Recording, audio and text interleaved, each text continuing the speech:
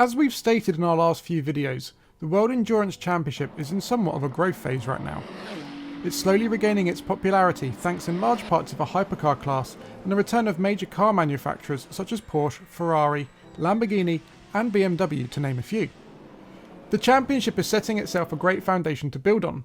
The hypercar class clearly creates great racing and in conjunction with the balance of performance regulations is proving to be a really competitive championship. Proof of that alone came about last time out at Spa, with Jota becoming the first privateer to win a WEC race outright in the hypercar era. All too often when championships start to hit their popularity stride and begin increasing their exposure, their ambition is to grow even bigger, even faster. And usually that means adding more races to the schedule. It's something that Formula 1 has done time and time again, but the WEC isn't following the same footprint. Instead, it's holding station. This is why.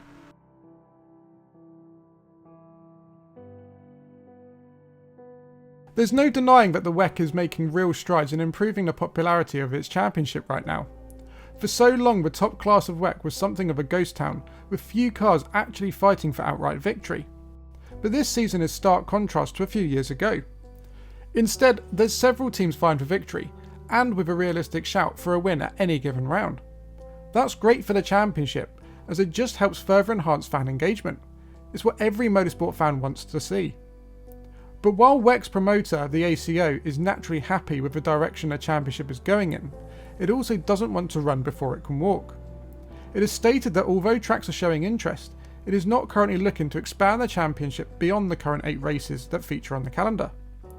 That's because it wants to make sure that this popularity increase is true and sustainable. Right now everyone is getting excited about WEC because of the racing it's displaying and the manufacturers it's attracting. But its increased popularity has only really started to take hold this year, despite the hypercar regulations having been in existence for a few seasons now. As such, the ACO wants to make sure it is fully grounded and has really harnessed the audience potential in its current locations before starting to expand elsewhere. Some might see this as a disappointment or a lack of ambition, but in many ways this is a great approach. When you start to expand too quickly, you can miss out on capitalising on the full potential of your pre-existing exposure. This is something that the ACO is acutely aware of, and that's a major box it wants to tick off before it looks at expanding the calendar. It's a sensible approach to take, with most of the current 8 races having been on the calendar for some time, having been essentially the core races of the championship. It ensures that WEC maximises its reach in an area where there's already interest, before taking a new approach to sell itself to a completely new audience.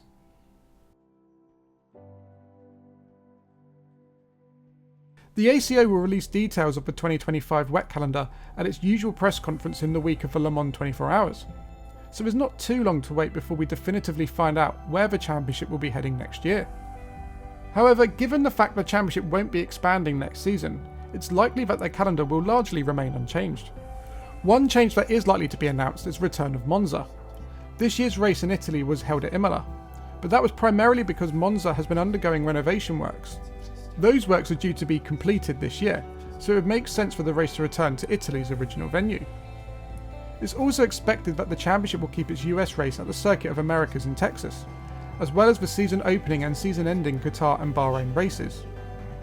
Beyond that, it's hard to see Spa being dropped from the calendar, especially since it's viewed as a great preparation venue for Le Mans, and Fuji has hosted the Japanese round since WEC began in 2012. The one looming question mark would be Brazil, with Sao Paulo 6 Hours making its return in July.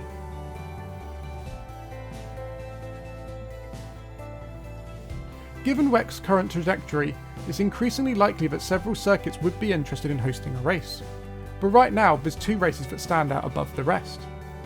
The first is Silverstone. ACO President Pierre Fillon has already confirmed to motorsport.com that he's had interest from Silverstone in hosting a race, and a WEC race in the UK would make sense for a number of reasons. First of all, several teams, especially in the LMGT3 class, are based in the UK, and the UK's admiration for motorsport is unquestionably high. And there's the fact that the championship has raced there before.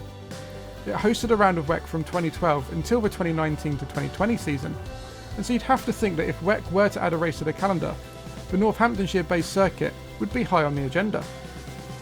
But it's not the only location to have interest in hosting a race. Roger Penske has been vocal for some time that he'd like to see the championship compete on the Indianapolis Motor Speedway road course. And given the increasing fan base in America, this could well be an attractive option for WEC. These are great options for WEC to consider, and many more tracks would no doubt put their name forwards if WEC decides to add more races to its championship. But as it stands, the championship has a great balance. The number of races it has isn't saturated, and it really does cover almost the entire world. The only two areas missing really are Africa, and it would also be good to see Australia included somewhere.